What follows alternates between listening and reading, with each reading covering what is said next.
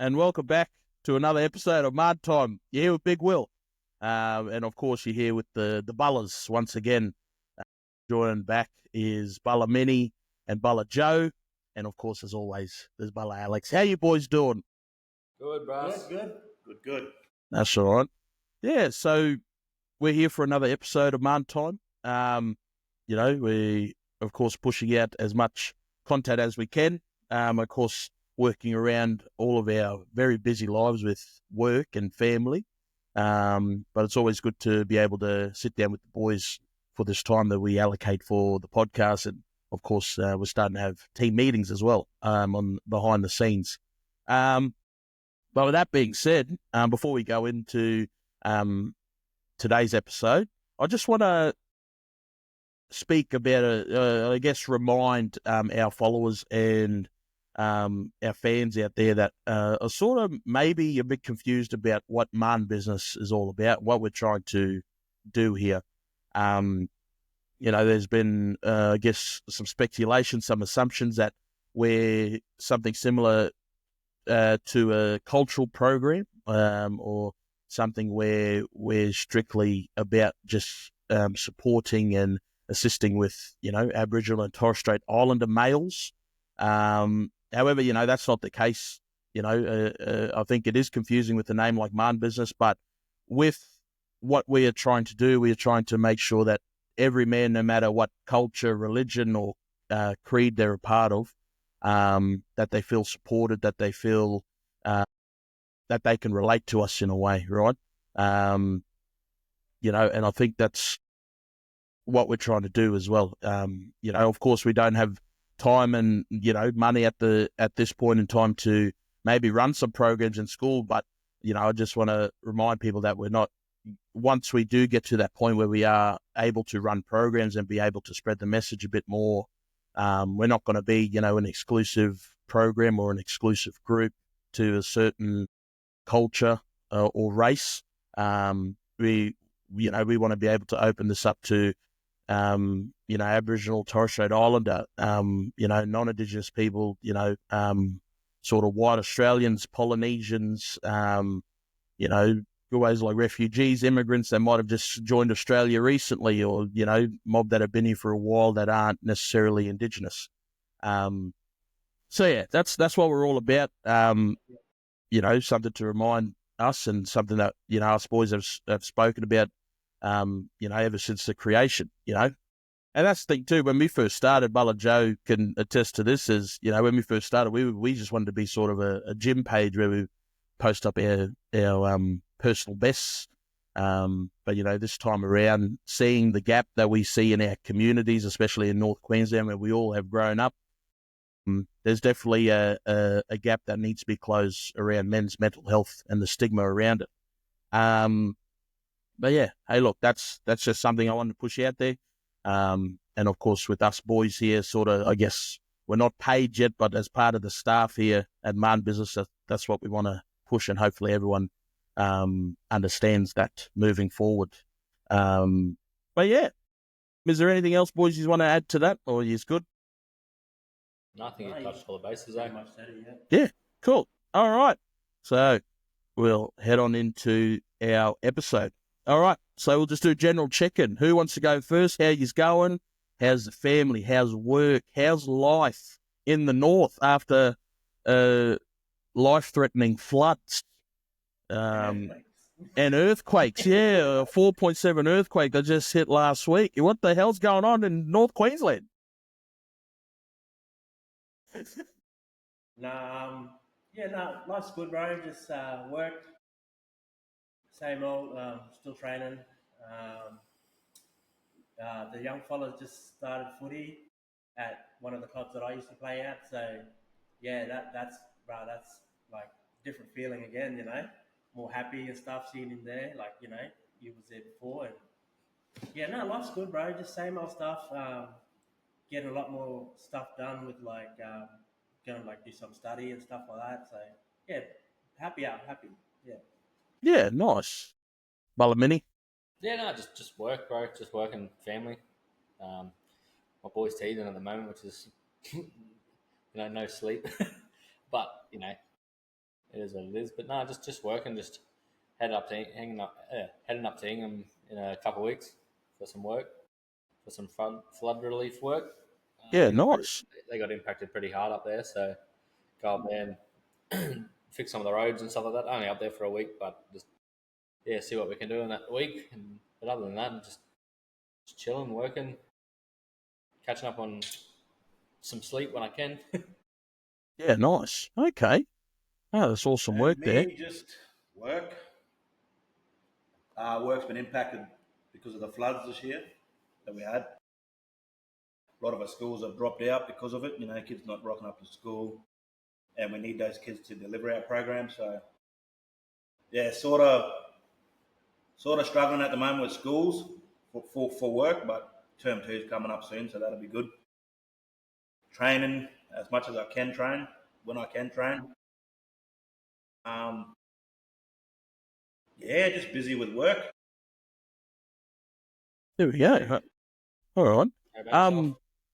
Yeah, I'm doing all right. Same thing again. Just work's picked up. I work in a high school, so just making sure kids are, I guess, being at school, but as well as the ones that are at school. You know, I've been talking to a few programs that usually come to the school on a yearly basis. So, because I'm new to the role in a way, trying to figure out, okay, well, since I'm an Aboriginal education officer, how do I then support all of our kids? Because out of a population of about 1,000 kids, there's about 250 Aboriginal and Torres Strait Islander kids at this school. So across all grades too, 7 to 12, and just trying to, of course, transition the year 7s into high schooling life. I think we all sort of remember when we first joined high school and the nervousness and sort of But look, let me tell you, I'm just going to tell you now, these year 7s, and I don't know what it is, but every year, these year 7s, they get more confident.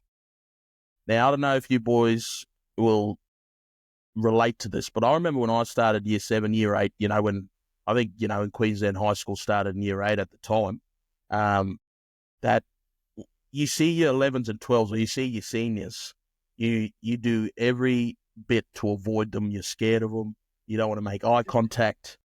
These year 7s and these young ones now, they going up, they shaking hands, they swearing in front of their teachers. Like, not all of them, there's good ones.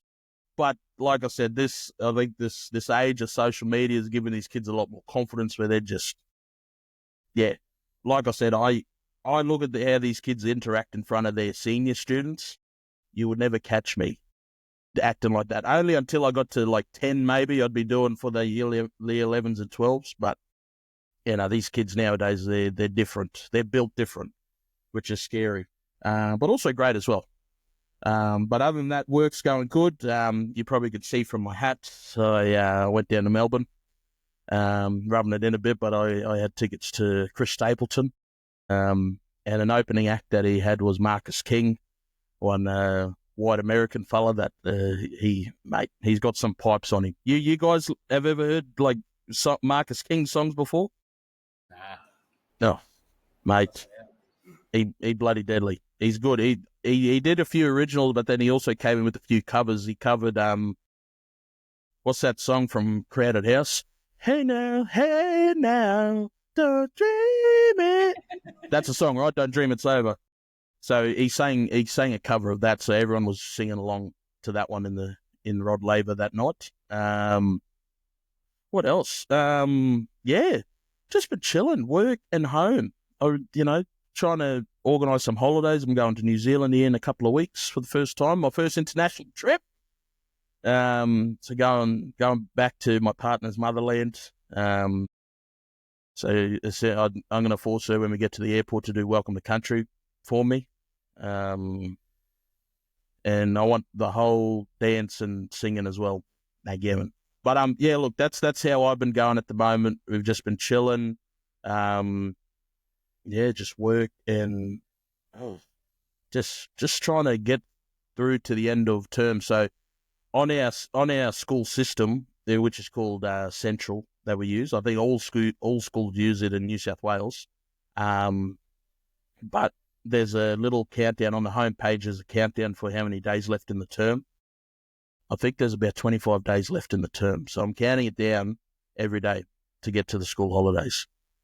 But hey, look, with that being said, that's just a general check-in, which is good to hear. All you boys are, doing very well, very busy. Like I said before, we are all very busy with our own lives, our own families. So, when we do tend to record or when we do tend to meet up, we like to at least be intentional with our meetings every time to make sure Marn business is progressing. With that being said, I want to move on to our two main topics that we want to address in today's episode. And I'll talk about the first one, and we'll delve into the first one and talk about it, discuss it, and then we'll move on to our second one. But our first one is something that I guess we probably all have had issues with from maybe when we were kids to now as adults. But it's something that's called self-esteem. So with self-esteem, it's basically, I guess it's how you view your worth, right? It's how you view your belief in your abilities. It's how you view life as general, right? So, I guess most of us here, besides many, all of us have worked with young people that might have had low self-esteem and probably still do. But many, in terms, I just want to ask you the question: Have you dealt with anyone in your work that might have a low self-esteem? Yeah, for sure. I work with a lot of different people, different cultures, different races, and stuff like that.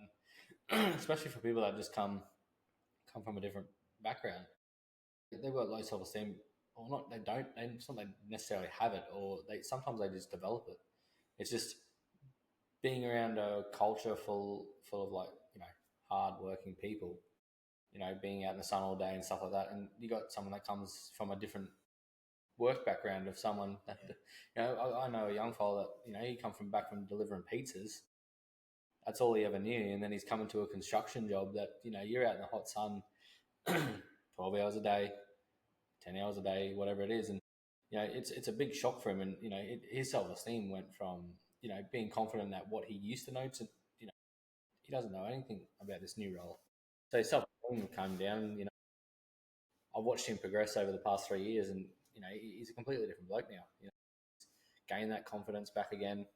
Awesome. He's progressing back through his role at our company. So it's good to see. Yeah, self-esteem is a big part of what I do at work. I reckon it affects everybody differently. Yeah. Oh, awesome. Thanks for sharing, Bala. But and that's the thing too. Self-esteem in, I guess, speaking from experience of, being in the Indigenous community, it's something that, we all see as the shame barrier. Oh, that's shame. I don't want to do that. That's shame.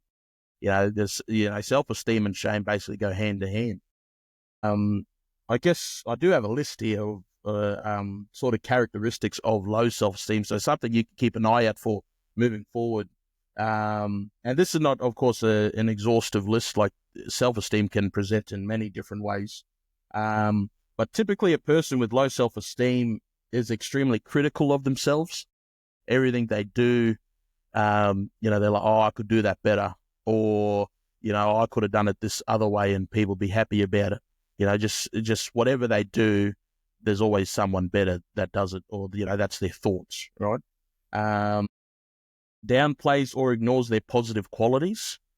So something simple like there, for instance, some people have issues around body identity and, just their identity of how they look to others. Whenever they get a compliment, straight away they're like, yeah, whatever. You're bullshitting me. You're lying, And another one here, assumes that luck plays a large role in all their achievements and doesn't take the credit for them. So same thing again, it's just those things where we doubt our own abilities. And I guess, talking to just Joe and Alex, working with young people for how long you have been working for them now, What are some stories that you might have seen, of course, without mentioning names? I guess we understand that. But what are some of the things that you've seen where self-esteem is probably at the lowest for a young person? Whoever wants to start. Probably I can use an example of when I was working in Cairns on the On Country program, managing that. We brought on 2 young trainees. These were young trainees that were in the system, in and out of CY. They don't have the self-esteem, the confidence to say, yeah, I can come in and I can be a mentor or a mentee to other young people. And then it was just a matter of building them up from the ground up, letting them know, reassuring them that they can do the job because they've got a lived experience of what it's like being in those situations of a young teenager doing stupid shit. To where they are now, doing a Cert 3 in community service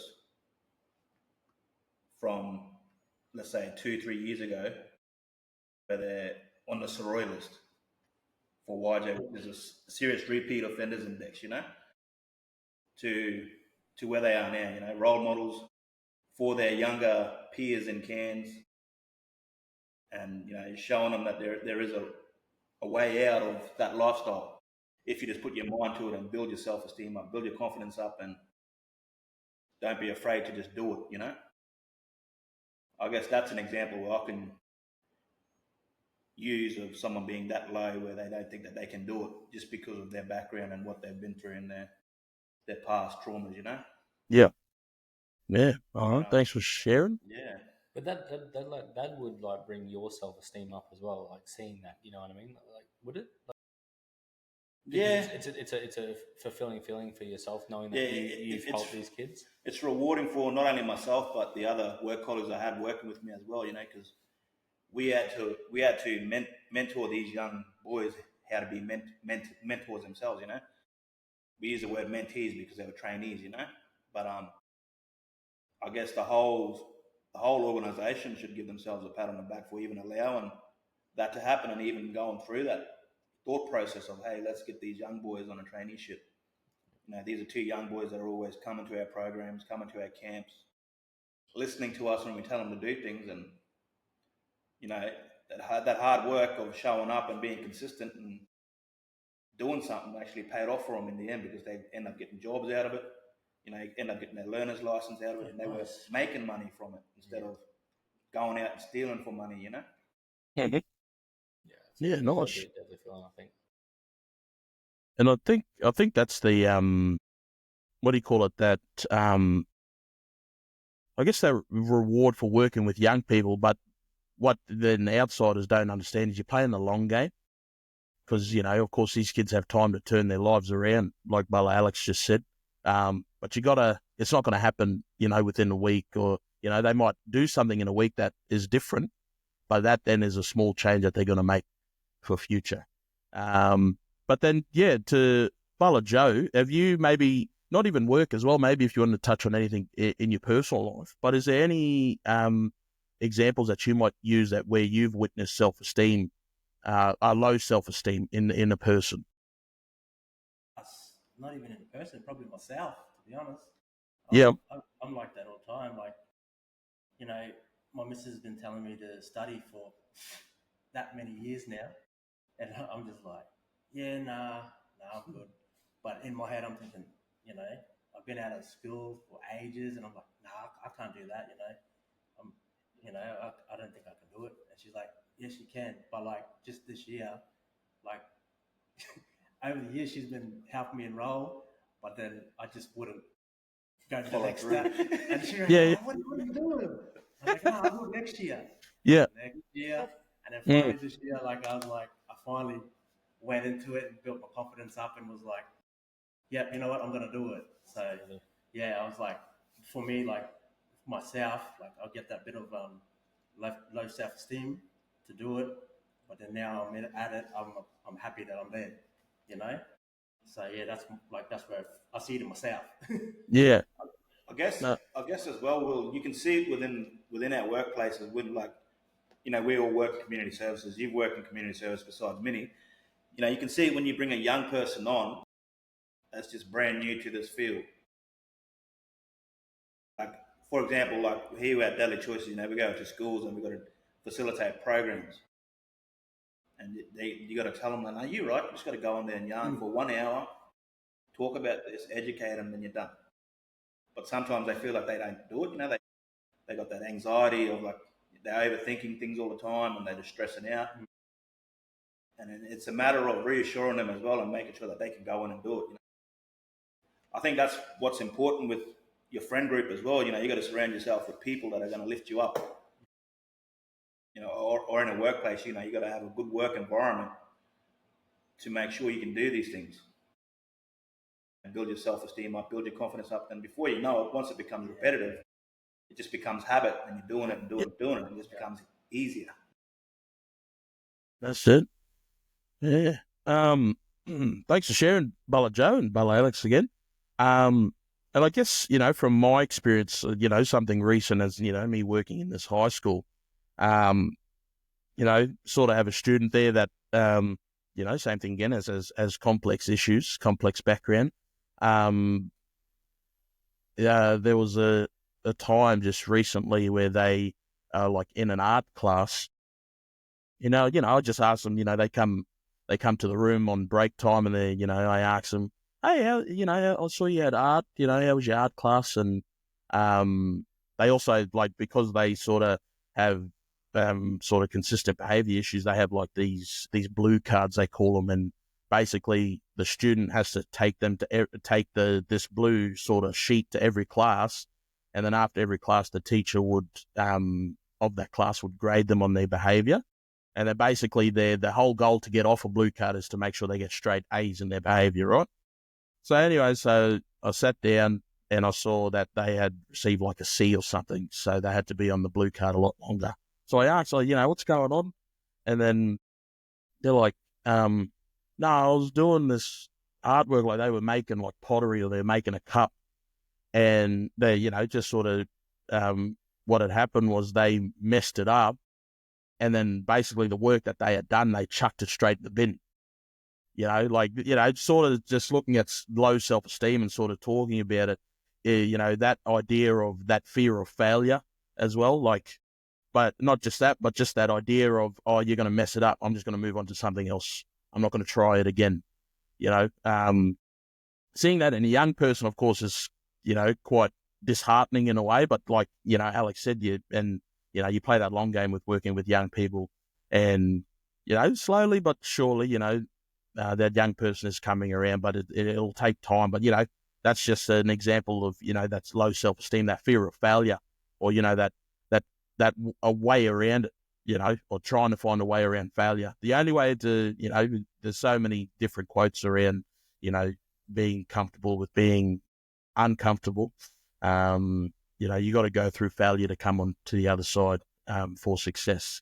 And I guess, you know, same thing with myself, you know, same thing, you know, if I had to relate to Bella Joe, you know, like, even though I deferred for another year for, uni, so I'm not doing uni this year, but that's only because there was more personal reasons and sort of financial reasons why I couldn't do uni this year. But for so long, because I got to year 12 and finished year 12, but I didn't get my QCE, which for mob in New South Wales, it's similar to, you know, getting your ATAR, is that,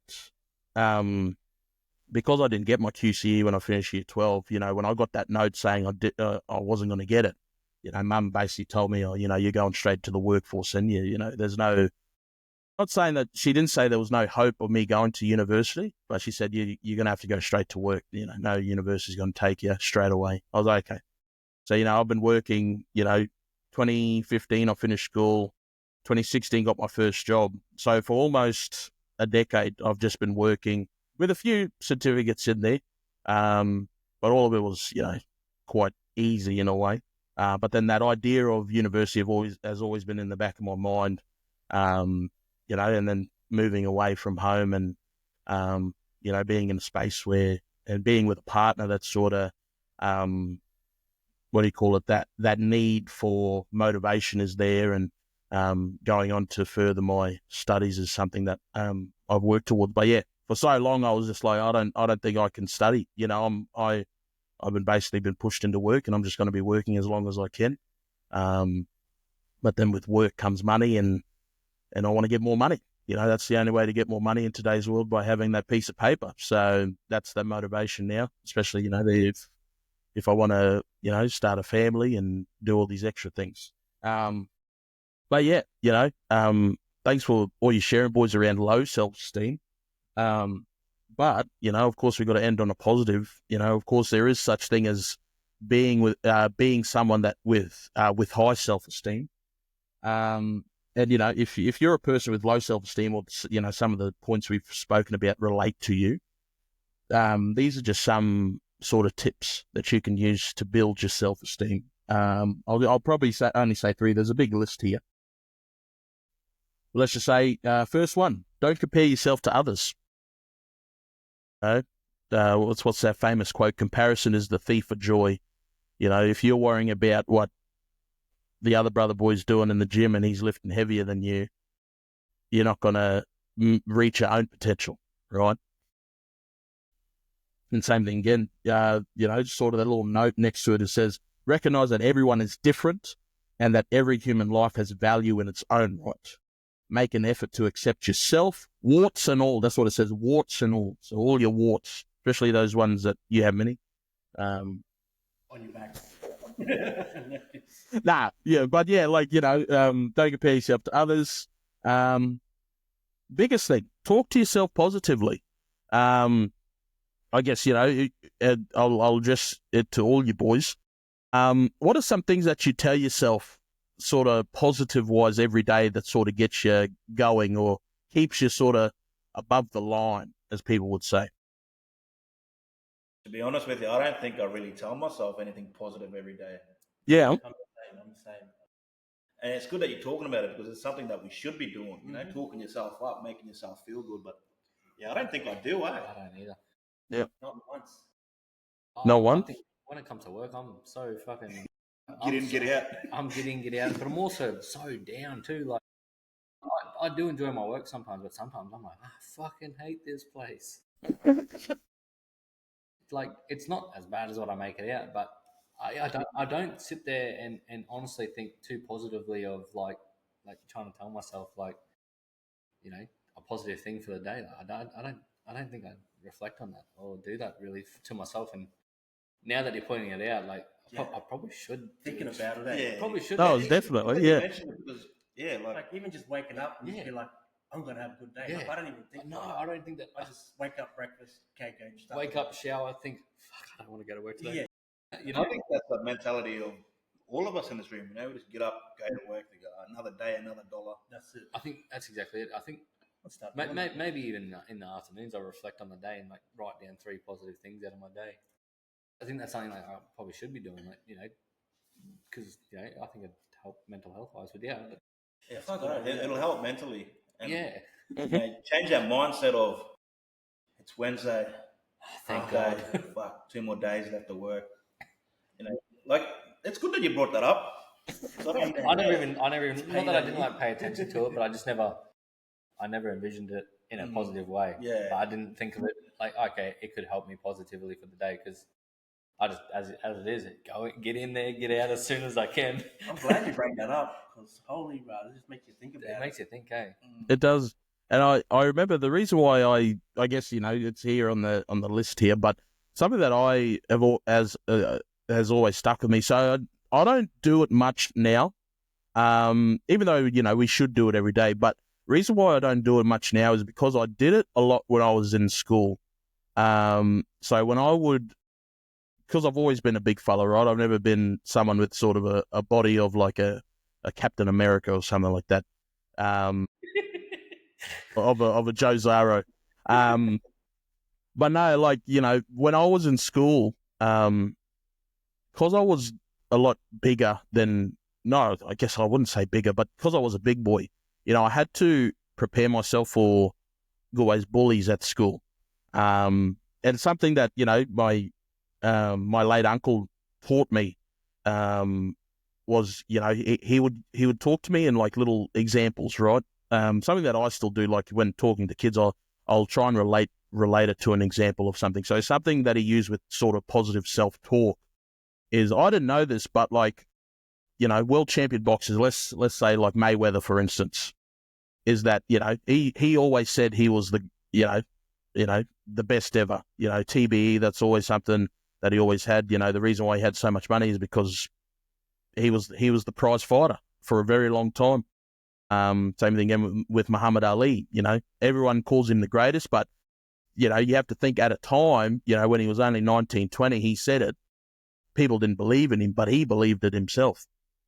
Sort of that positive self-talk. And something I only saw it on TikTok last night is Timothy Chalamet, the actor, said, I think he accepted an award, and he said himself that he wants to be the greatest. He wants to be one of the greats. When time does pass, when people look back on his acting career, he's admitted to the world that he wants to be the best.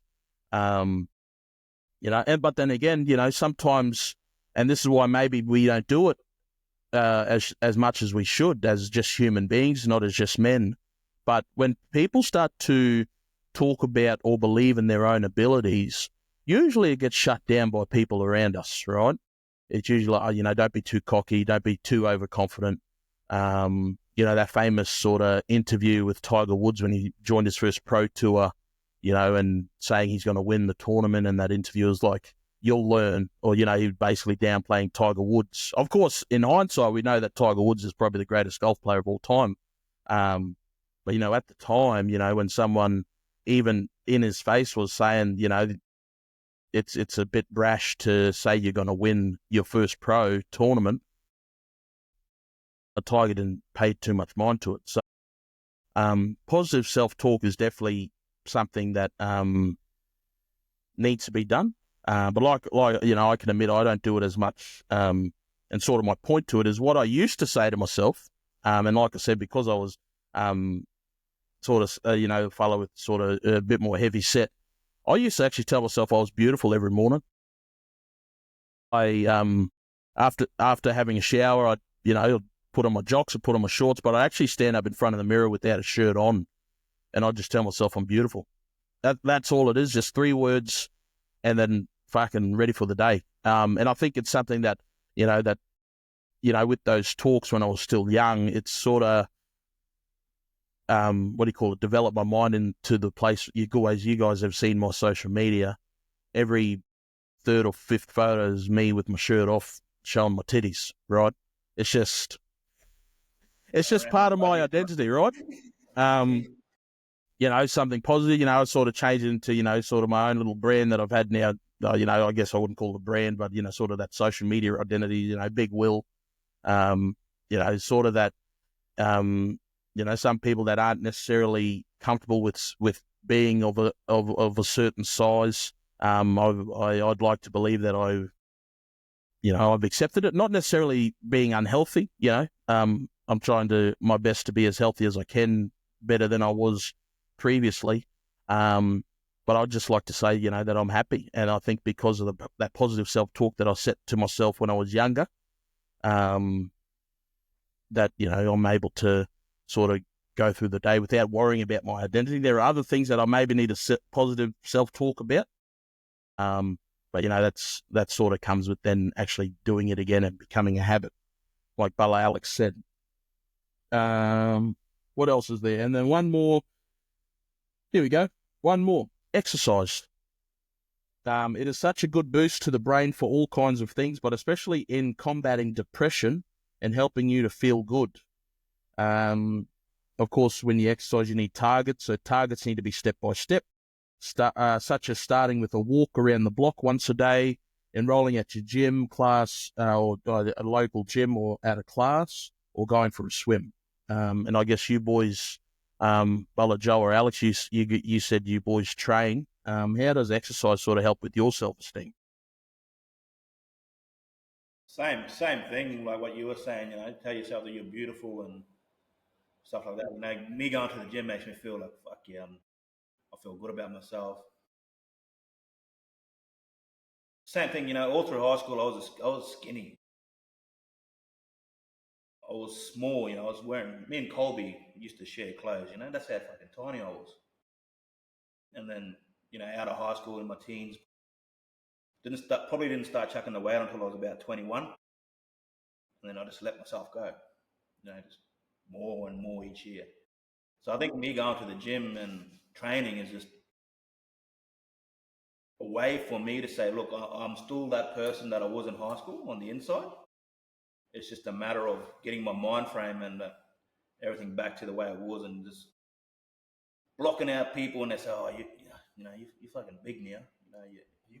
You put on some weight. Trying to block that out as best as I can, and just go to the gym and train, not only for my mental health but for myself and for my physical appearance. Like I'm at that point now where I don't give a fuck what people think about me. Like, yeah, I got a belly and that, but Still doing something. Still doing something. Better than sitting at home on your ass and doing nothing. I think it's just criticism everywhere. You know what I mean? Like whether it's yourself or even the people around you. Sometimes people say things and they don't realize what they're saying can actually impact you. Like, it might be a joke in that sense, but the criticism's there, and people take things differently. And I just think we need to be a bit more positive around each other as well, because we do take the piss out of each other a fair bit, us boys, but we don't really push too far. But even sometimes, like when we don't feel like we push too far, like we don't know what the other person's thinking. Sometimes it does. Yeah. Fucking sting, eh? Like it does sting you when you're constantly hearing big cat, look at him. Even when you're walking down the street, fuck, you must play front row. I was always a lock or a second row or a hooker. Edge, yeah. This weight only just come on when I hit like 24. Once I hit 24 and I started this fucking, I just got to the point where I just wasn't really training much, just eating whatever bad habits just got in the way, eh? Bad habits got in the way. Drinking alcohol got in the way. But yeah, just going to the gym just to remind myself that, hey, I'm still that person that was training at Kelvin High when we were slaved around by those LEP teachers. Training at 15. It's still there. It's just up to me and people as an individual just to block out that noise. But you're also older now too, and your body changes as you get older, and like getting back to that level, it's never going to happen, and that's not. But I think you said that before, that you've accepted that, and like you are who you are, but you still go train. Out of everybody that I know, you're probably the most consistent person at training. You go pretty much every day. You even take time out of your weekends to go do either cardio or your other exercises. I think your motivation for that type of stuff is second to none out of everybody else. Like, I think you're the first person in a message in a group chat to go, "Who's going, Jim? All right, I'm going this time. Who's coming?" There's never a time where you're like, "Ah, nah, I'm not going." And I think for you that's one of the best qualities about you, that you're consistent with that. You may not be consistent with everything else, and that's what you're not, but that there is something to be so positive about, that you give everybody else that, okay, fuck, he's going, I'll go. And I guess for a while I was going gym 7 days a week for years. I didn't have a rest day at all. I only started actually taking up rest days when I moved back to Townsville. And honestly, even on the rest days, I find it hard to stay home, just because I love being in the gym so much. It's just a place of peace and somewhere I can be myself, like go there, blast music, train. Yeah. And I guess you being just comfortable in your own abilities as well, is there, like Mini mentioned, you're usually the first fella to message in the mornings or afternoons or whenever you do go gym. But then as well, you're also one of those people who's like, well, you're not going to wait on anybody. And if people just read the message and sort of ignore it, you'll go to the gym anyways. Just because I'm so used to training by myself as well. Training by myself for years. Yeah. Steadily. But yeah, is there anything else, guys, that you want to talk about for that one? I mean, I guess it does lead into our next topic, but does anyone want to speak on self-esteem or sort of the topic of it before we move on? No? We covered a lot, hey, in that one. Yeah. Still, we're all over, except for yourself, but we're over the age of 30 this year. I'm 31. These boys are a bit older than me, but I think just becoming comfortable with yourself, for me, it's taken I'm still not comfortable with myself. My mind races all the time about, certain things and self-esteem issues and stuff like that. But I think learning to, try and be comfortable with yourself is going to be, is one of the best things you can do for yourself. I think it opens that door up to not worrying about what other people think of yourself, because I think that's a big thing for not just people in community or anything. It's just everywhere. I think it's a big thing in general. Everybody's worried about their public image. Oh, my friends went to this place for holidays. Fuck, I need to go somewhere better than that, or I need to go somewhere as equal as that, because they might see me as, oh, he can't afford that. He can't. But it's just such a public image. Like your image It's is like a so competition. yeah, because social media is just plays the biggest part in everything. It does. You look at Instagram. You go on Instagram and you see what people are doing. What am I doing? I'm laying down, looking at what they're doing. You know what I Yeah. mean? I'm like, oh shit, I Everyone should be going out. to Bali this week or Yeah, something. Yeah. exactly right. People got that luxury, but also everybody, as you said, everybody's life's different. Everybody's, things are different. But I think as soon as you start to become more comfortable with yourself, I think that you can sort of shut that door on worrying about what people think about yourself. Yep. And accepting the way your life is, Exactly right. sort of course, you might have the sort of that range to maybe go and join these mob on the holidays, but priorities as well plays a big part in your self-esteem on what you're comfortable in accepting and what you're comfortable in working towards. Yeah. But we'll then move on to our next topic, I guess you could say, is something we spoke about in little snippets, speaking about sort of criticisms and what other people think and what other people say. But bullying, as adults, but as well as, as people that have grown up in a regional community, bullying is definitely, what do you call it? Very in your face. There's a lot of bullying that comes with living and growing up in a regional area. Because always there's just a lot of small-minded people that may not have that ambition to do too much. But there are four sort of arms of bullying. The main ones that we will see is probably the social bullying. So social bullying is something that it's basically like hurting someone's reputation or relationships. So, basically it'd be like spreading rumors or gossip, exclusion, sort of keeping someone out because, they might look different or think different. So social bullying is something I guess we would experience more as adults. Of course, kids as well will experience it. But we'll experience in the workplace, we'll experience it in our own family. Sometimes that's social bullying where, there may be some families that don't talk to other parts of the family for whatever reason. Verbal bullying, so insults and intimidation. Physical bullying, not necessarily something you'd see in adults because usually it just lead to fights, but hitting and damaging property. And then I guess that last one, cyberbullying, something that's definitely picked up within the last 10 to 15 years with the introduction of social media, not just for adults. Now kids kids as young as maybe 4 or 5 have access to thing as well. So hurtful texts or posts, etc. I guess, this is something that is always spoken about in society. Bullying is something that's always prevalent within everyday life, really. So we're not going to speak about it much, but the thing I guess ask you boys is, what is an experience that you've had with bullying? I guess you as the victim, have you ever been victim of bullying within your lifetime, whether that be by family? Of course, if you're not comfortable to share, that's totally fine.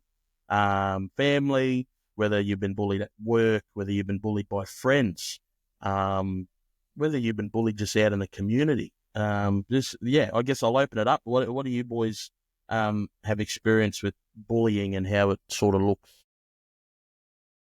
was very short. You know what I mean? I was tiny. I was 40 kilos ringing wet in like grade 9, 10. You know, bullied for being short and stuff like that. But another thing for me is that, like, I always get labelled as I want to be black. Mm. I do, like, all the time. Yeah. Like, I've never once sat there and claimed that I'm Aboriginal or Torres Strait Islander or nothing. I've never once said that I am. And I always get said, oh, he's a wannabe black, he's a wannabe black. Like, no, I just because I get along with Indigenous people, it just is what it is, you know? I don't sit there and claim to, know anything about communities or nothing like that. Like, yeah, I've visited some communities. Like, I've been to Palm, I've been to Hopevale, I've been to Woodgill, I've been out to Cloncurry, I've been to a lot of different places, but I don't sit there and claim to know everything about Aboriginal people or Torres Strait Islander people, or anything like that.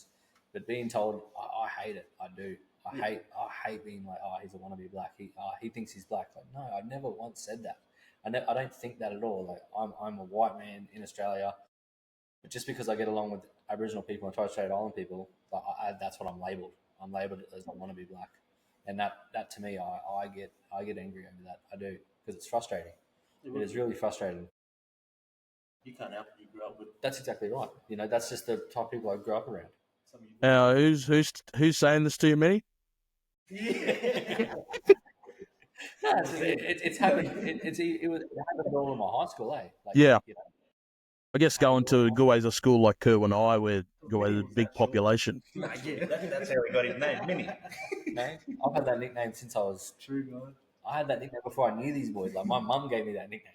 Yeah. I've had that nickname since I was like 6, 7 years old. But, like, as I said, I grew up around a lot of Indigenous people. Mm-hmm. I used to go to Palm with, my second family. I used to go there a lot as a kid with them on holidays. They took me up to Hopevale, up to Woodgill. Like, I've seen their country more than I've seen my own country.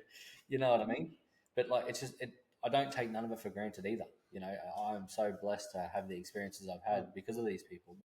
At the same token, I don't sit there and claim that I am Aboriginal or Torres Strait Islander. Yeah, nice. Thank you for sharing, Balamini. What about?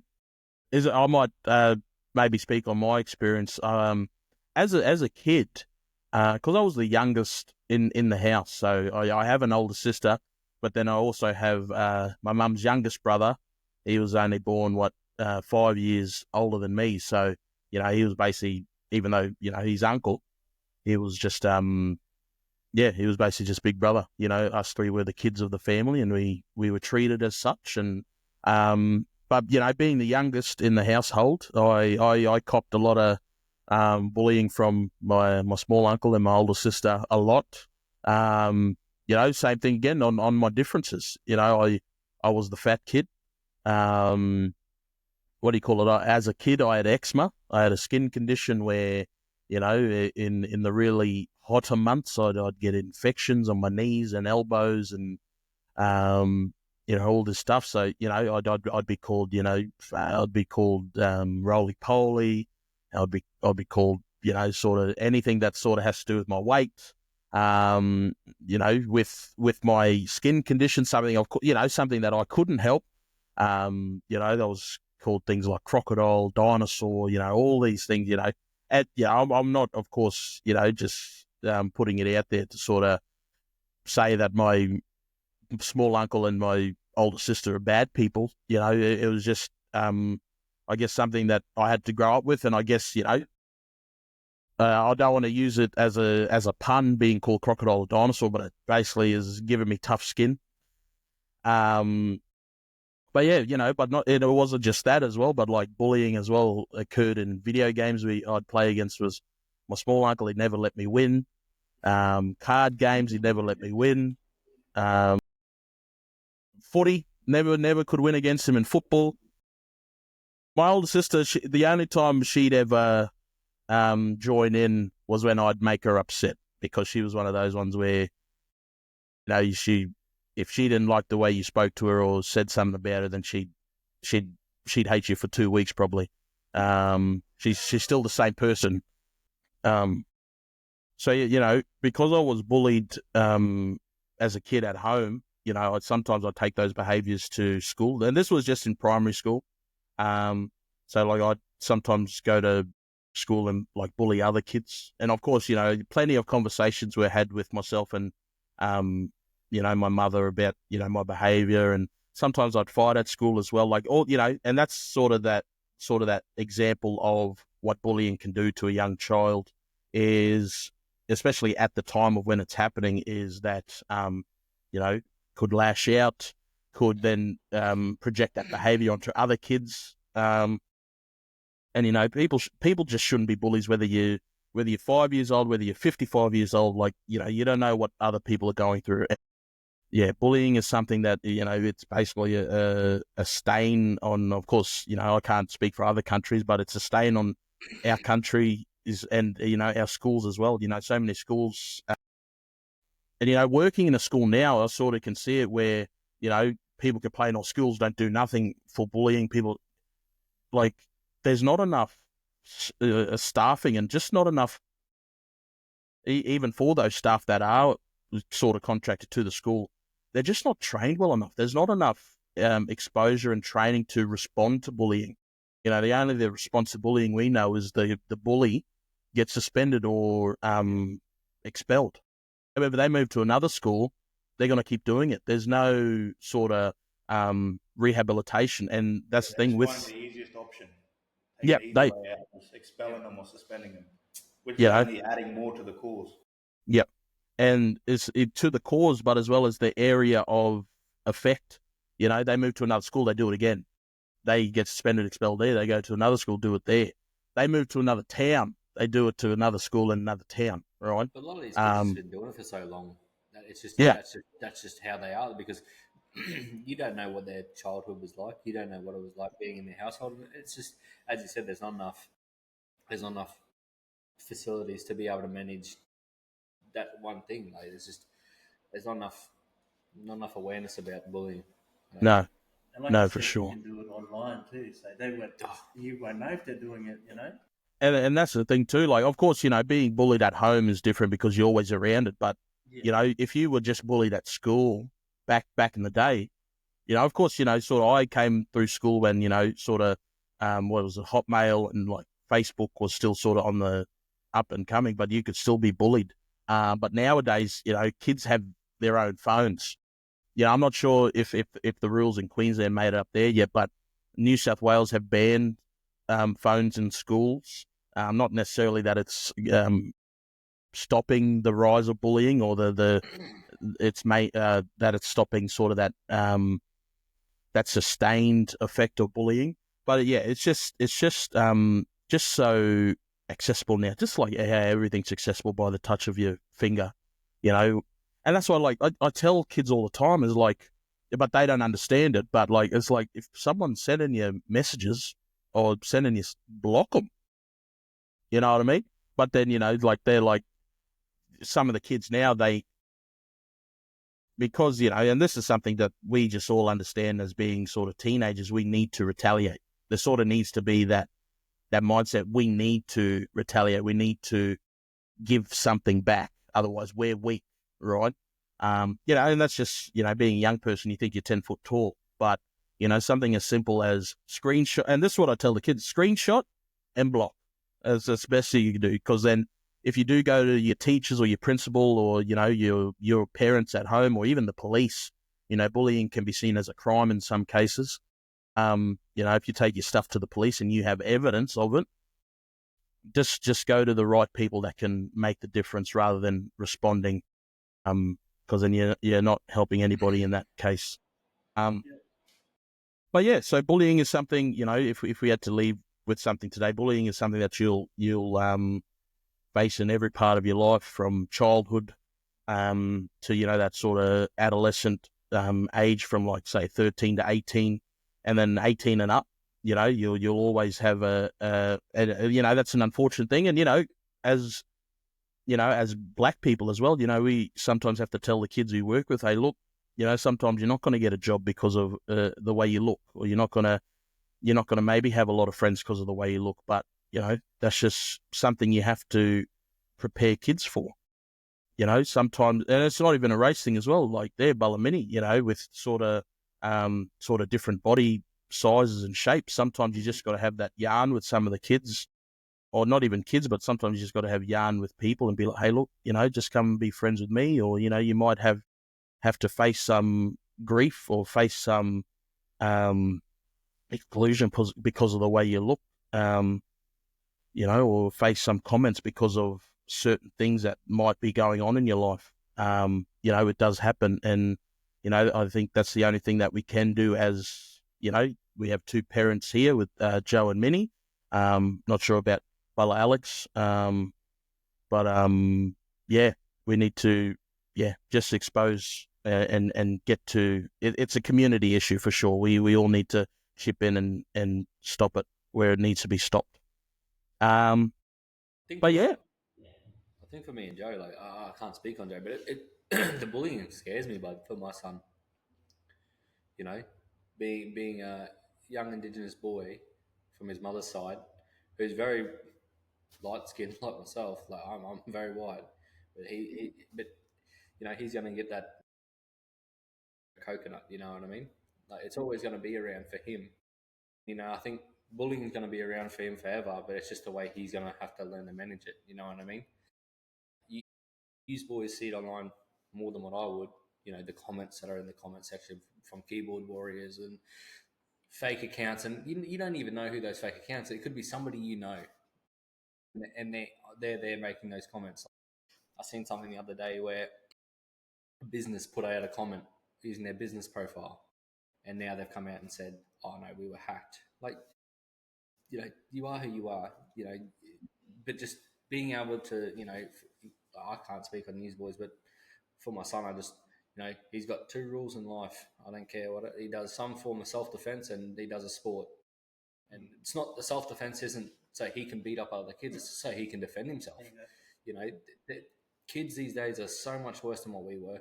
They are, because of social media. They have the access at the touch of a finger, at the touch of a phone. Just the access is unprecedented. And as you said, words hurt. We were always told sticks and stones may break your bones, but words will never hurt me. But words hurt more than anything. Words honestly hurt more than anything, because they can attack you on things that they know about you. And if for me, they attack certain things. For Joe, they attack certain things. For Alex, they attack certain things. And for yourself, just you see things on socials, and it's just you want to speak up, but also you're just creating a bigger problem as well. You know what I mean? It's just, that's the thing. For me, it scares me with my son. Well, and then like you said, it scares me too. But you see like some kids too, like at home, like they like you said, they watch, and it's how they're taught at home as well. Yeah. Like just my son, he's only he's 4, turned 5 this year, and you're scared, and you're kind of scared too. Like you don't want your son to be the bully as well. Yeah. And just little things you teach them while they're little, and like they're so smart. Like we'll be at home and we'll watch. There's a movie called Wonder. I don't know if you've seen this with the boy. He's got like a deformity face or something like that, and just like we tell him, you be nice to everybody and stuff like that, and and just at school, like he just started school this year, and there's a little boy with autism. Right, he's his best friend. Like, he just wants to be nice to everybody. So like it all starts from when they're little, Exactly like right. growing older as well, and we don't know what goes on at home with other kids. So yeah, it's all taught. All taught. 100%, man. And it's good that Minnie did say that thing about, both Joe and Minnie do have mixed babies, white and black parents. And we see it all the time, and sometimes I'm guilty of it sometimes, when it's that time of the year when there's all stars come around. How does fellow going to be black? I've seen it with people I know, even my nephew. He's very, very light skinned. People trying to say, how does fellow playing for Palm? Because his grandfather from Palm, his grandfather's buried over Palm, and it's just that stuff that you gotta put up with, and just be mentally strong, just to not let it break you down. But yeah, it's good that Minnie touched on that, because they're gonna have, both of them are gonna have, mixed babies growing up into this world where lateral violence is a thing. I think just him knowing where he's from is he is who he is. He understands where he's from. You know, he doesn't have to be the most cultural man going, but as long as he knows where he's from and you know That's it. his roots, that's all I can ask from Yeah. you know his mother to do. You know, make sure that he knows and understands where he's from. Yeah. Oh, that's all good stuff there, boys. And just to add on before we move on to sort of the lighter part of our episode is working in New South Wales and working with Koori kids. A lot of the kids down here, I'd, if I have to put a number on it, 98% of them have lighter skin tones as well. And just hearing the talk of that that doubt of self-identity, and sometimes we sort of bring kids in that might identify on the system as Aboriginal or Torres Strait Islander, and then when you ask them, do you know where your mob's from? We first ask, is it mum's side or dad's side that's Aboriginal? So most times it's usually mums or dads. But then, thing that will follow up is, do you know where your mob's from? Sort of that typical question. And always, most times, boys, most times they'll say they don't know.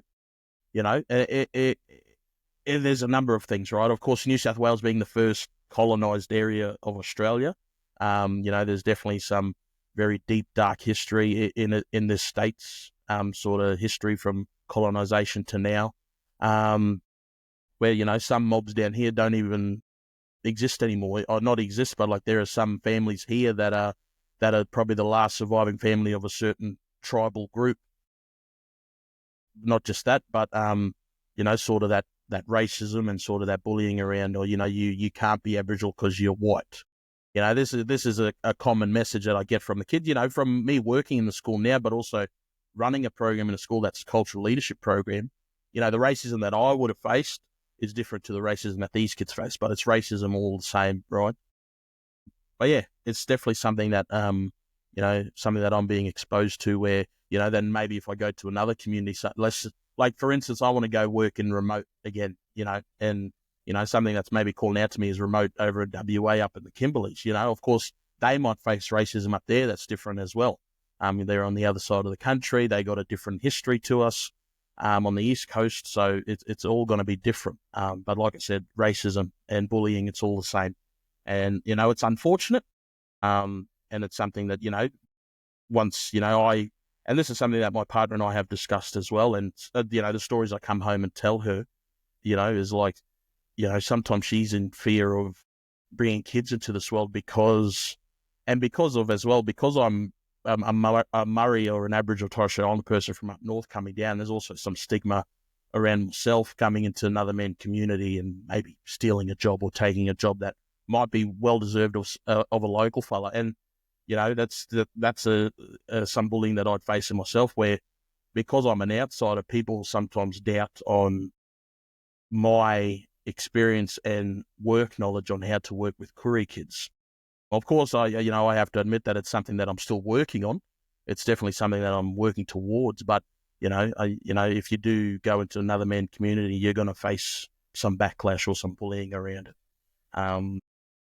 But yeah, awesome stuff, boys. It's definitely some very heavy stuff that we like to talk about in our episodes here, and something, of course, we'll continue to talk about. And if any of these conversations were triggering for you, if there's anything that did come up, we'll put the numbers up for 13 Yarn, Lifeline, and I think there's another one. I forgot the name of the other one. Well, Alex? I think every hospital just has a mental health. So, yeah. So I think it's just the Queensland government one, but maybe I might do some research to find the New South Wales government equivalent for the mental health line. But look, yeah, we'll put the phone numbers up here, and if you're ever feeling like you need to talk to someone, those services are free. You can just call up and just talk to a professional around your mental health and whatever you're feeling.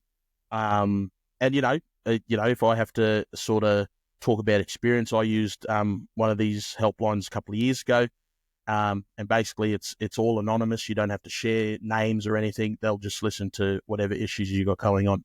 13 Yarn and Lifeline is our sort of our main ones that I guess would be national. But then we'll also put up numbers for state government ones through your local hospital. But yeah, all right. Boys, thank you for the big yarns and the heavy yarns. And is everyone all right? Anyone need to talk about anything or get anything off your chest before we go in? No. All right. That was good. That was good. All right, then. So, as we always do, we like to sort of finish our episodes on the lighter stuff, have a game, have some fun.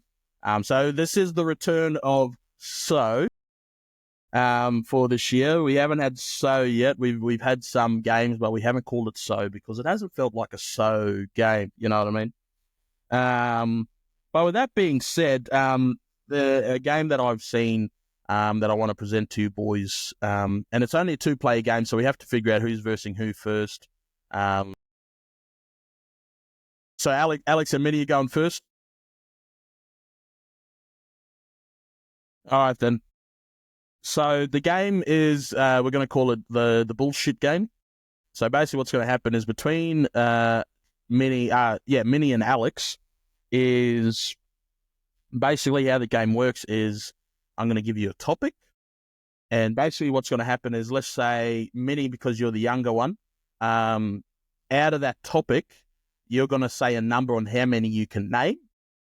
And then, maybe you could start with a lower number. And then if Alex can think he can name a higher number of the same category, he'll say his number. And then we'll go back and forth, basically making a bid. And then say Minnie says 9. And then Alex is like, I think you're bullshitting. Minnie then has to name 9 of that category.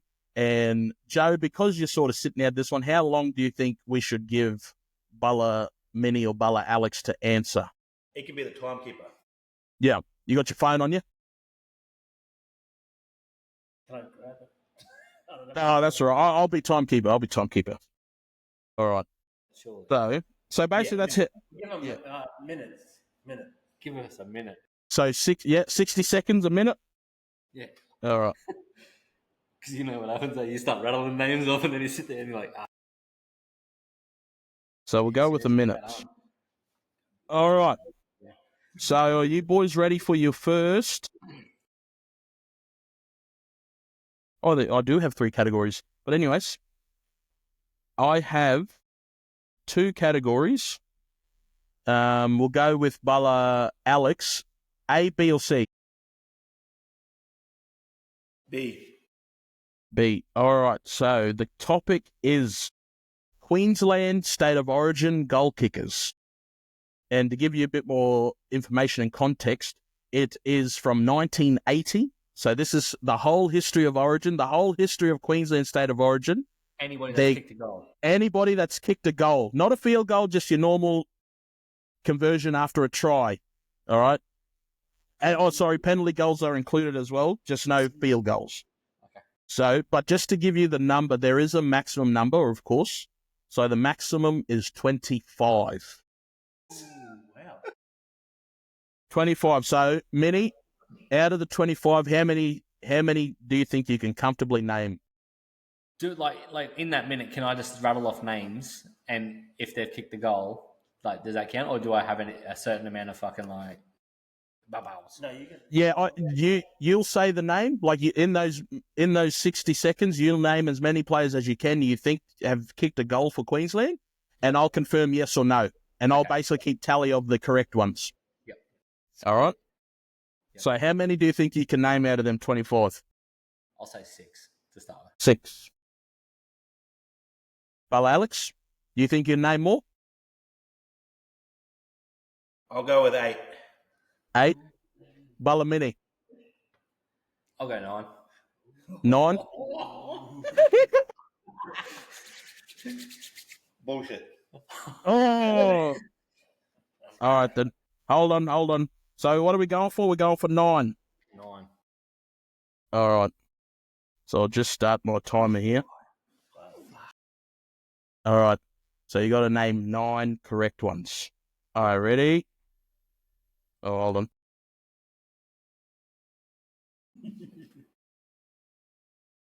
All right, ready? 5, 4, 3, 2, 1, go. Thurston, Smith, Lockyer, Shavosky, Wally Lewis, Alfie Langer, Darren Lockyer. I think you said Lockyer twice. Okay. Renoff.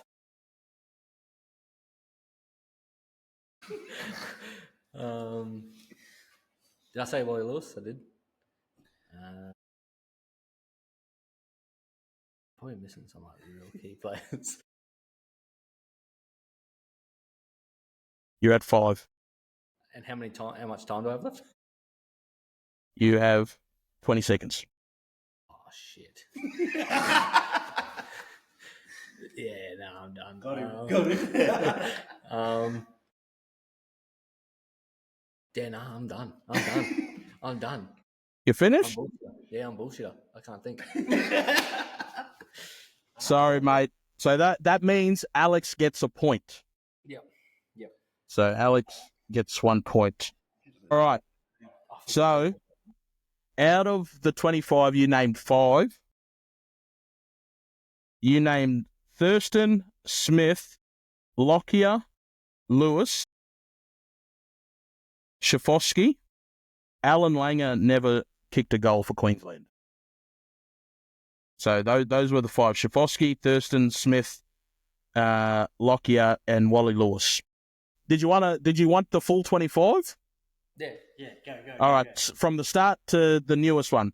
Mal Meninga, Colin Scott, Gary Belcher, Peter Jackson, Dal Shearer, Wally Lewis, Adrian Brunker, Julian O'Neill, Wayne Bartram, Willie Kahn, Darren Lockyer, Robbie O'Davis, Matt Rogers, Lottie Takiri, Josh Hannay, Scott Prince, Cameron Smith, Jonathan Thurston, Clinton Shafosky, Justin Hodges, Valentine Holmes, Kalen Ponga,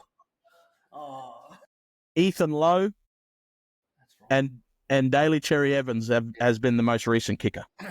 That's what I mean. I just thought about that. I had it in my head that whose names I was going to rattle off, and then I was like, I'll figure out the rest, and I just couldn't.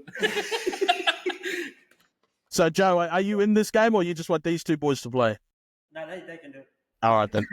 I don't care, but like, might as well just, if it's just 2, just them 2. No, well, we can all call, like, we can just sit there and have a go. Like, if, like, you think that you can name more than us, like, we'll just each. Oh, yeah, we'll just, yeah, we'll. I'll go next. Go on, then. All right, then. So ask them what they're going to give me. So, wait, what do you mean you're going next? So you're in the game again, or no? Yeah, we're all in the game. Oh, all in the game. We'll all be in the game. Like, All right, so choose either. Yep, choose either A or C. Let's go A. A. So list A is since 2004, the NRL Grand Final has seen 22 different starting fullbacks. All right, so the maximum number is 22. How many do you think you can name? In the grand final, like fullbacks in grand final. Yep, Grand Final starting fullback. Let's see your number first. I'm gonna say, Russ. Since what? 2004. 2004. I'm just gonna start low. I'm gonna say 4. 4, yep. I can say 5. 5, yep. 6, Joe. Yeah, no, I can't think. Russ. So that's a pass. Minnie. I can do 7. 7. Alex. I can do 8. Minnie. I can do 9. I can do 10. Ooh.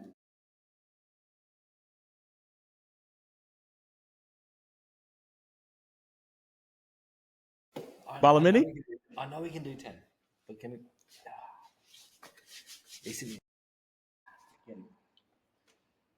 Well, he said it very confident, so holy. I can do 11. I can do 12. I'll call bullshit. Oh, okay. 12. That's half of them, bro. You're saying you can do half of them. Starting fullback. He's Start got, from 2004. just wait there. You got a minute to answer them. Yep. Okay. I reckon He he got got it. it. He got it. He's going to go through the grand final this school. I already know. All right, ready? Timer is on in 5, 4, 3, 2, 1, go. Luke Patton, Anthony Minicello, Matty Bowen, Brett Hodgson. Oh, 6 was Justin Hodges, Billy Slater. I'm going to go recently, Reece Walsh, Dylan Edwards, Greg Inglis, Darius Boyd. Two more. James Tedesco. One more. I'm going to go with Charnsy Nickel Clockstad. With 15 seconds on the clock, he gets his 12. He's good this long. He's Brett fucking... Stewart. You still had Brett Stewart to name. You still had... So this is the full list. So like I said, 22 different fullbacks. So there have been a few that's doubled up, of course, or more than doubled up, I should say. So since 2004, you basically got the first few there, Alex, but Anthony Minicello, Luke Patton. But Anthony Minicello was also starting fullback 3 times in a grand final.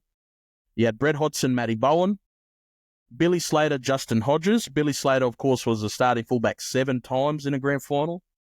Brett Stewart 4 times. Jared Hayne.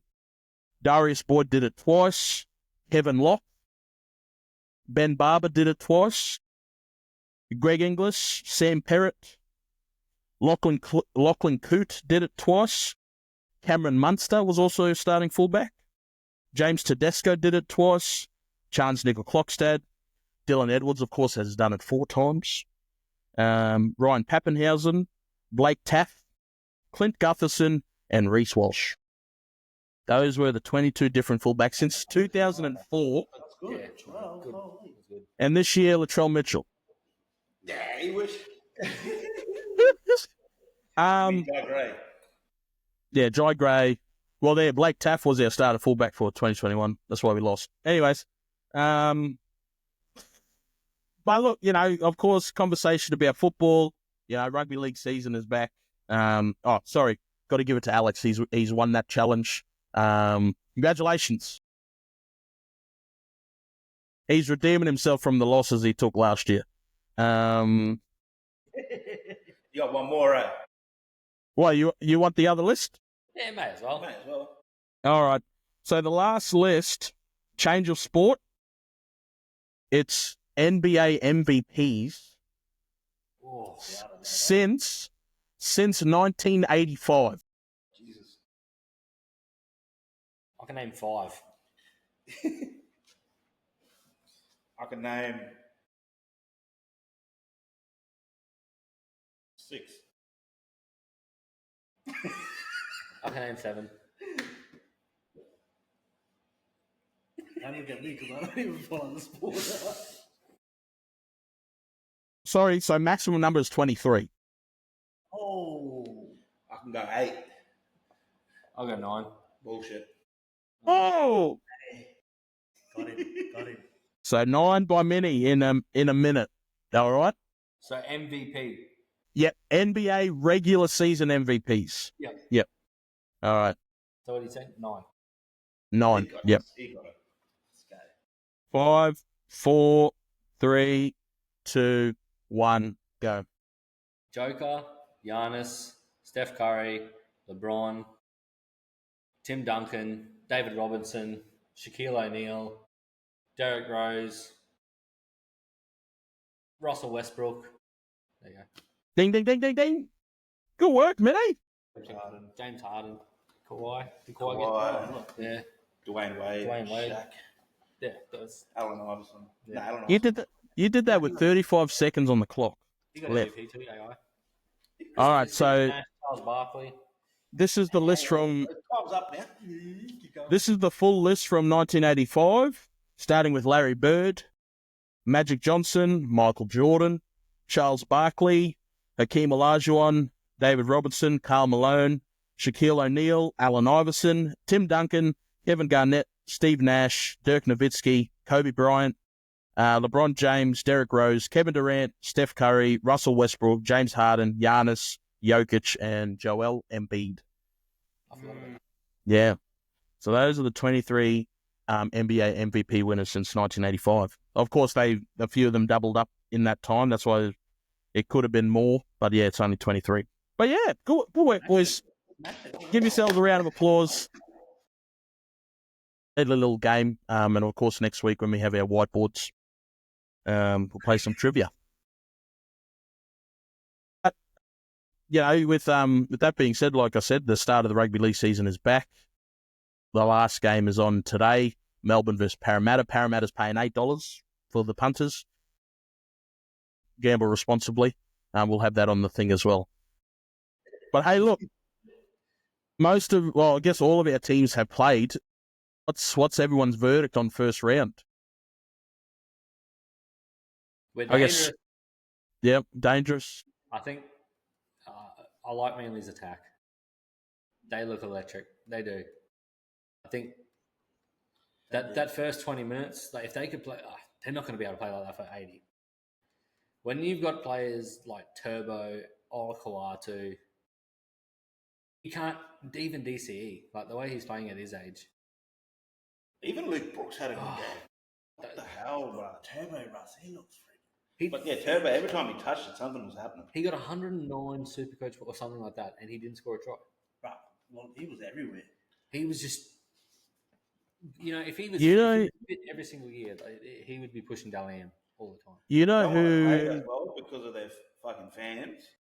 But Broncos look good. Broncos look with two experienced halves, with two dinosaurs playing in the halves, Ben Hunt and Adam Reynolds. They've just, if Reynolds is getting shut down, they'll just go to Ben Hunt. Ben Hunt just goes and goes and goes. Yeah. But you know what's scary too? As a Queensland supporter, how good Payne Haas looked. 50 minutes of football and he was just an absolute demon on that field. Jai Arrow got him. But Paddy Carrigan too, 250 metres, playing front row for He's a weapon, I'm excited for this season. As long as Penrith don't win. See, that's I think that annoyed me too. Penrith are still so good. Still there, eh? They've still got it. Like watching them last week in Vegas, they've still got players that are just stepping up. How good is that? It's annoying to see. It's not just a team; it's a system. They're breeding players like they've lost like a good core of their group since their first grand final appearance in 2020. They've just been because after 2020, they lost like a Brent Naden and like Momorowski. Then after the one with the Rabbitohs, they lost Matty Burton and someone else. I think they lost Kickout that year as well, wasn't it? Or did they lose Kickout the year after? And then the year after they lost Crichton, and it's just Taruva, Luai, but they just they look so sharp. And that Isaiah Yeo, bud, he could go down as like a player who's played the most games in NRL. Like he's already top of Penrith's list for most games. He's so tenured, and he's just his ball playing lock skills. He's fit. I'm sick of him. You got to feel for players that come through with Isaiah Yeo too, like Lachlan Coote and Wade Graham, and they could have had all these grand finals up their sleeves. Even Gavin Cooper was there at Penrith as well. Like they just their system like now. Like you look at the Rooster system back 10 years ago. But you look at the Melbourne system. Penrith system was never up there. No. They made the grand final in 2003. Okay, but now they look so good, man, and I hate to admit it. I hate to admit it so much. It really fucking drives me crazy. When Sharks scored that first try, I was like, oh, yeah. Neck minute. What did you think about Vegas talking about footy? Did you think it was good? I don't think it was as good as it was last year. I think it's never going to be good as the first. I think that's just with sort of any sort of big event but I think they tried to push the limit with how much rugby league they should expose to America. I think the good ways the women's game is, of course we're proud of the Gillaroos and just proud of the women's game in rugby league, but I think it's not at that time right now to expose it where there is a great competition to be selling tickets. If anything, truly they should have had maybe 2 club teams go at it, maybe. But the international game, you've got to think the Gillaroo, even though the Gillaroos may have had television coverage in the last 5 years or so, like first time, but the Gillaroos have been a system since back when I was in primary school. There's still some great rugby league players that are part of the women's game that are still part of it in various roles behind the scenes. But and I spoke about it with a couple of other close mates that I have. Just New Zealand might have been maybe a closer competitor, but England, in terms of you don't hear much of the England's Women's Super League. Most of their best players are playing in the NRLW anyways. And same thing as the men's game. Like when you get to the NRL, it's just a different kettle of fish to a Super League. Because even the Super League game was quite boring because their top team has just been the top, like basically like a Penrith Panthers. But like their top team is just leagues above the rest of the competition. Do you think maybe they should just scrap the Super League test as well and just put the World Club Challenge there? Yeah. Yeah. Have 2 normal games Mm-hmm. and have the World Club Challenge. Yep. Could be. Because they're still exposing, Super League, which is English rugby league. But yeah, that women's game needs to not yet scrap it. Not scrap it, but like in the sense of it needs a different direction because you can't have a team win 90. You can't be exposing America Rugby League when you got a team putting 90 points. Yeah. On another team. I think as well with women's sports in America, it's very different. Especially like women's basketball has been taken off recently with that sort of that Caitlin Clark, Angel Reese, sort of duel that they have going on.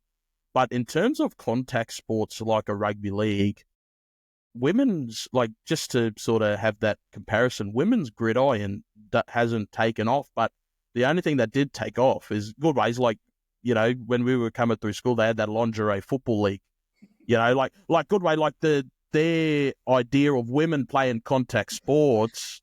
It's something just to, hey? They had to be in lingerie.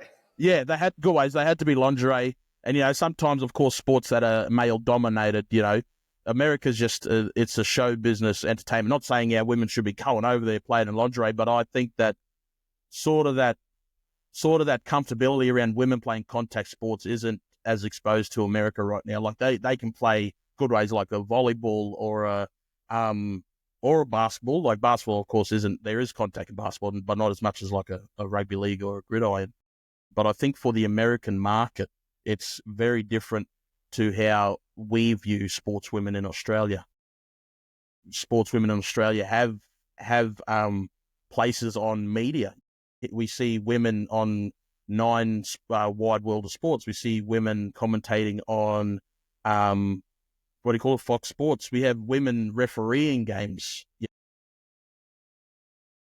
Australia's place for women in sports is a lot more respectful and a lot more better than how American view women's in sports, especially in a contact sport like a rugby league.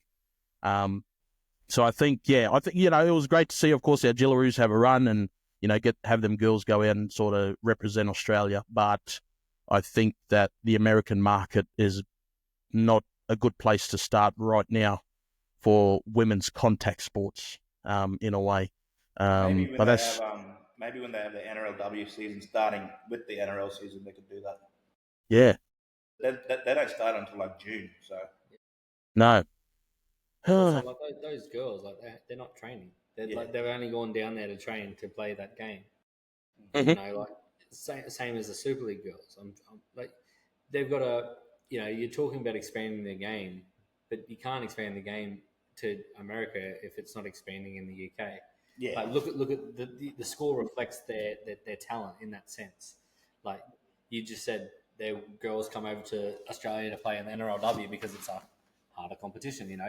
I know a lot of, I don't speak for Super League, but I guarantee a lot of those people would be like, okay, I want to go play in the NRL. Here's my stepping stone to play Super League to go to NRL. NRL is the best competition of rugby league in the world. In the universe. Yeah.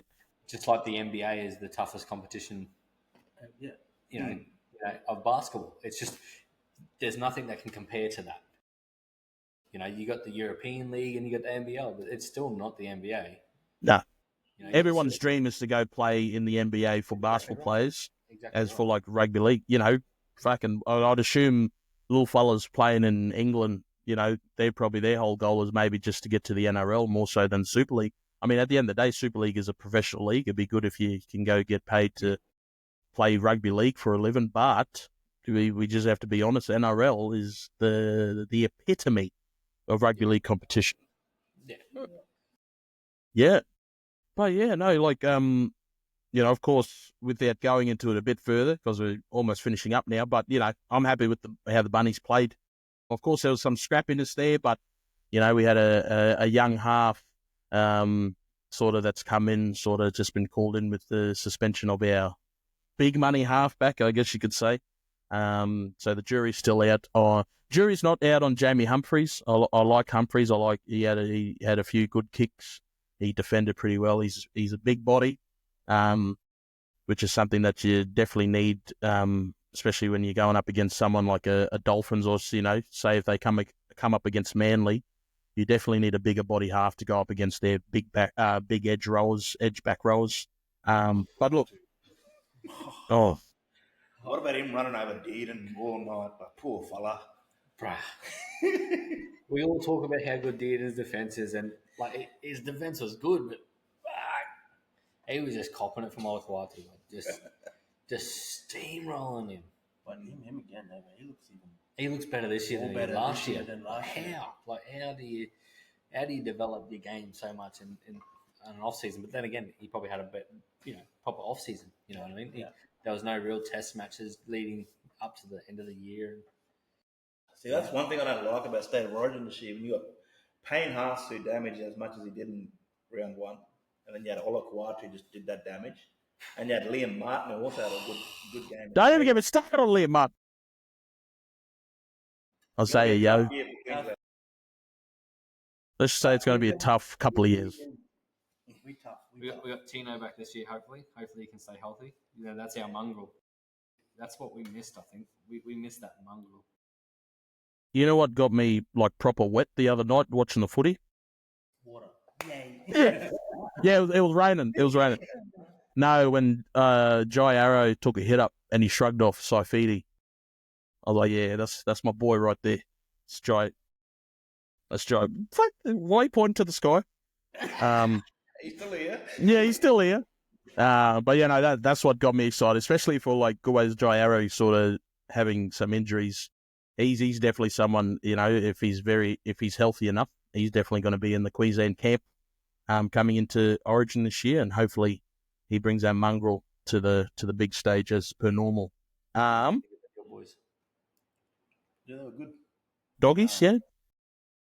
What was the final score? 28-10 or something, eh? 28-20. 28-20, all right.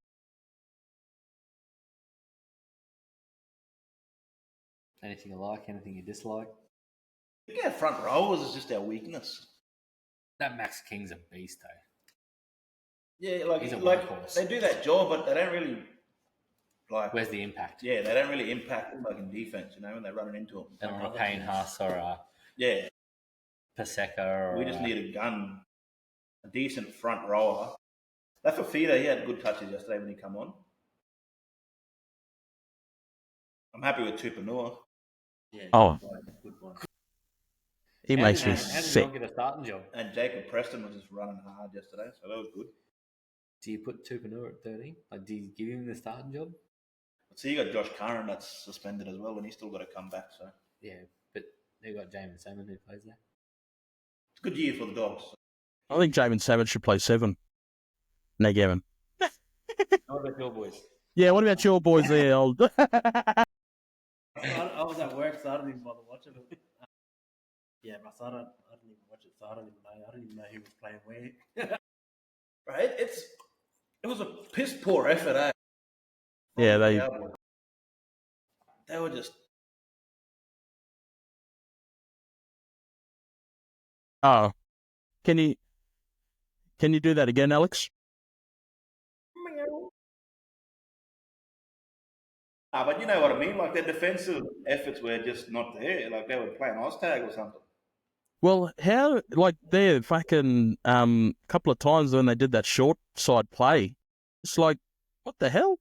What are they doing? And as good of a player Drinkwater is, he's too casual. He just too lapsy days and want to run around and like, oh, pick the ball up, then I'll see what I'm going to do. I'm just He's going to got put so this out much there, guys. talent. We're fans of the game and we're just couch coaches too. Don't take anything we say as gospel. Yeah. We're couch coaches. At the end of the day, this is just our opinion, so don't be upset with what we say. I just love watching the Yeah, that's all. But game. But like, they train in the harshest climate out of every team. Like they deal with their fitness should be. They deal with the heat, earthquakes, floods.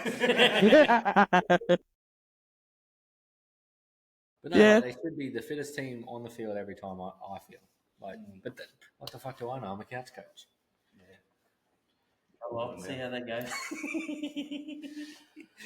But, hopefully they're mentally all right in the head today. yeah, hopefully they're all right being back in Townsville, the most beautiful place on earth.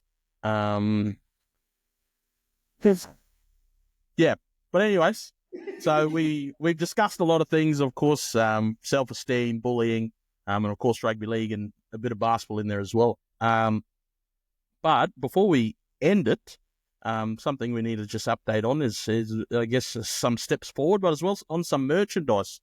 Boys, Minnie, you're the sort of the merchandise officer. What are some great merchandise coming up for Marn Business, or that's out for Marn Business? At the moment, we've got our hats.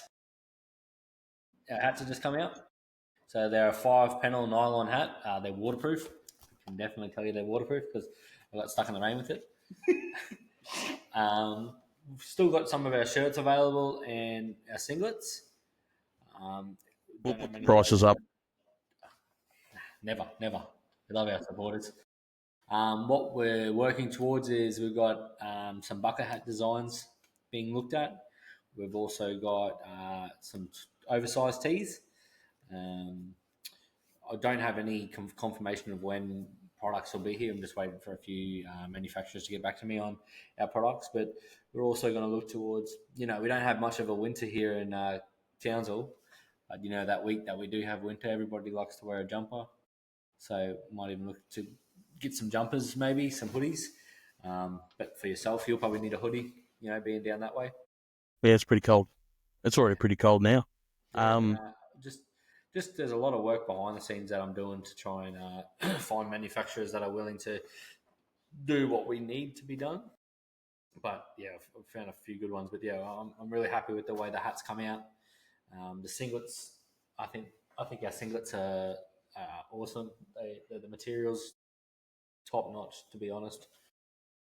Feel good. Our shirts are still available. They're our original shirts. A lot of people that got them, we really appreciate the support, being the original people that got them. But yeah, we got a few hats left. But yeah, don't be afraid to give us a message, and even if you've got an idea, just throw us an idea. If you want to see anything if you want to see anything with the Marn Business logo on it and stuff, and if you want to see different colorways or whatever, just hit us up and just let us know. Because we're open to letting the public have a bit of a say in what we've got going on. Well, the fans, our Instagram followers decided on the hats that we made.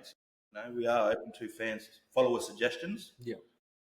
Yeah, like when you're saying, if there's something that you want to see or want to wear with the Marn Business logo, let us know. But as Minnie was saying as well, that shirt is an OG shirt. If we see you walking around with that shirt, we know that you've been down with Marn Business from the moment we started. There's still plenty of it left.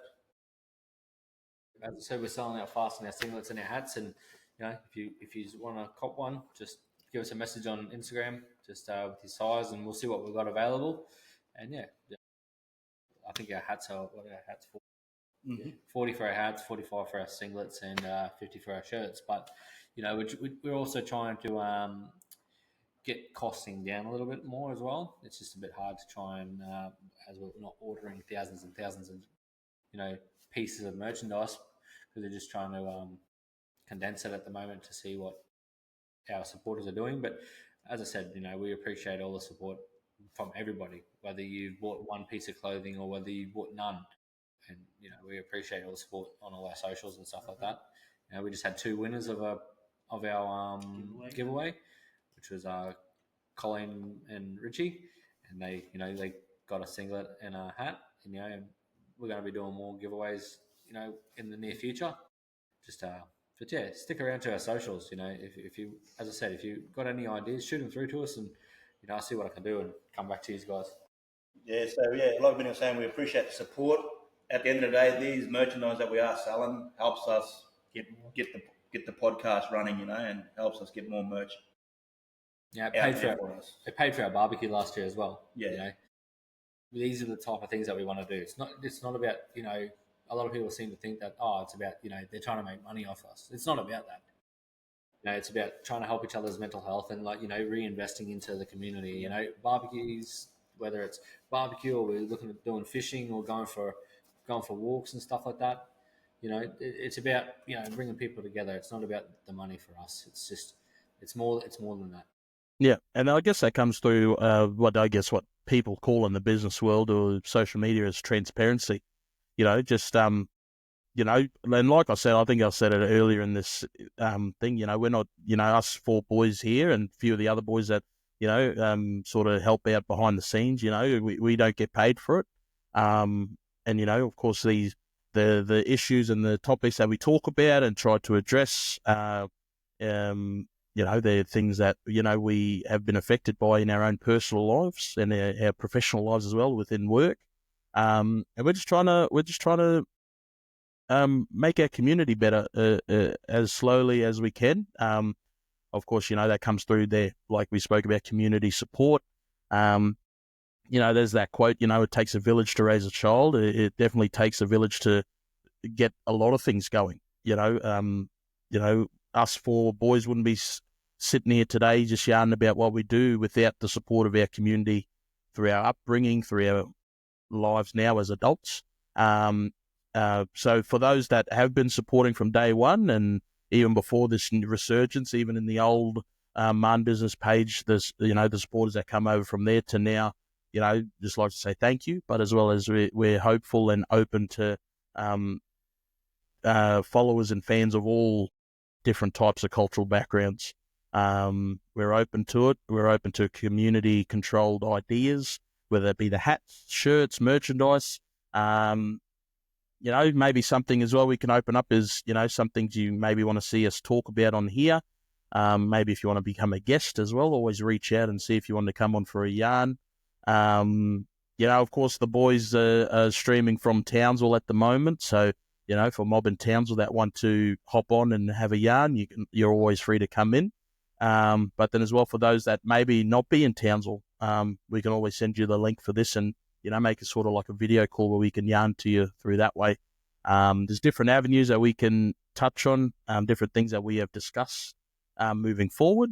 But yeah, I think we've addressed everything we wanted to address. Is there maybe anything, boys, that you want to say, like maybe a little quote or something before we leave on maybe something you're expecting for this week coming up? Maybe just that thing there that you was telling us about positive self-esteem when you wake up in the morning. Yep. Whenever, maybe just try it. Say 3, positive things about yourself, or or how your day, you want to have a good day, or a good week. I mean, I'm gonna try it. I never even thought about it until you said it. So I'll try and use that. Probably starting tomorrow or whatever. I just feel like that might help. Someone have a good day, or yourself. And I guess three things to myself that I enjoyed about today, and even 3 things that I'm grateful for. Yeah, exactly. Yeah. Even before that, if the guys, if the people that are listening might not know what positive thing to say about them, maybe take some time during your day to write down things that you might doubt yourself in. So it could be there, like for me, for instance, for my story about me saying I'm beautiful, I doubted how I look at some points. But, through that, I was able to then find out, okay, well, this is something I'm going to tell myself every day. So with that being said, maybe you're like, there might be a big meeting coming up or a big speech, and there might be a gap where you see yourself not believing in your own abilities. Maybe something you tell yourself is like, I'm a great speaker. I know what I can do. I know what I'm able to do. Some things around that. Maybe something, Minnie and Joe can attest to. Maybe if you're feeling doubtful on how you're raising your kid, something you can tell yourself is maybe I'm a great father. I'm a great mother. My kids are being fed. They're going to school. They got clothes on their back. Little things that you need to remind yourself of that gratefulness. And just take some time to sort of work up towards it. These things take time. We understand that. And in the world of, that sort of that instantaneous, I guess, pleasure through social media, it doesn't hurt to maybe just take some time to just reflect and think about the things that you might be lacking in, because not everyone's perfect as well. So, and if you think you are perfect, maybe that's something wrong with you where you don't have to chase perfection, right? But yeah, with that I think being said, one of the little things to touch on is like, us boys, our what we're doing is so social media orientated, and whether we get good feedback or bad feedback, it's all feedback in that sense, and we're all welcome to it, and we're all thankful of it. But in saying that, also, like, when we see it, and sometimes we're just like, okay, maybe we have a bit of a break from socials. Sometimes it weighs on us a little bit. That we overthink what people say to us a little bit as well. As I said, we're all open to criticism, but also, sometimes we're like, I've had enough of social media today. I'm just going to take a little bit of a break. There's nothing wrong with taking a little break on, whether it's your personal socials or our socials or whatever. Sometimes having a couple of days off socials is good. It just helps you reset and, gets you out of that, that mind frame that you're in from the social media side of things. So if you need to take a break and come back to it if that's what you need to do. take a break, have a Kit Kat. Yeah, not a sponsor. Not yet. But yeah, look, with all that being said, thank you for tuning in, listening to us on this podcast. We of course post our episodes every fortnight on YouTube and Spotify. And of course, the name of our podcast is Marn Time, MarnTime. So we usually have our links over on our Instagram. But if you have YouTube or Spotify, you can find us on there. Of course, we are always open to maybe being part of a platform that we don't know about yet. And that's the thing. We always love sharing knowledge as well with our fans and followers on as much as we can. But like I said, YouTube, Spotify is where you're going to find all of our episodes. Of course, over on YouTube is where this is filmed. Some of our Spotify episodes are actually video as well, because Spotify has just updated sort of their whole system that they have videos over there now. But I think moving forward, we're just going to do audio ones over there. But yeah, look, with that being said, hopefully everyone has a great week. Hopefully everyone has a great night, day, depending on what time you're listening to this episode. We love the support. We love yous. We fucking love yous. But yeah, all right, I'm gonna end it in now. But thanks, boys. But peace out. Peace.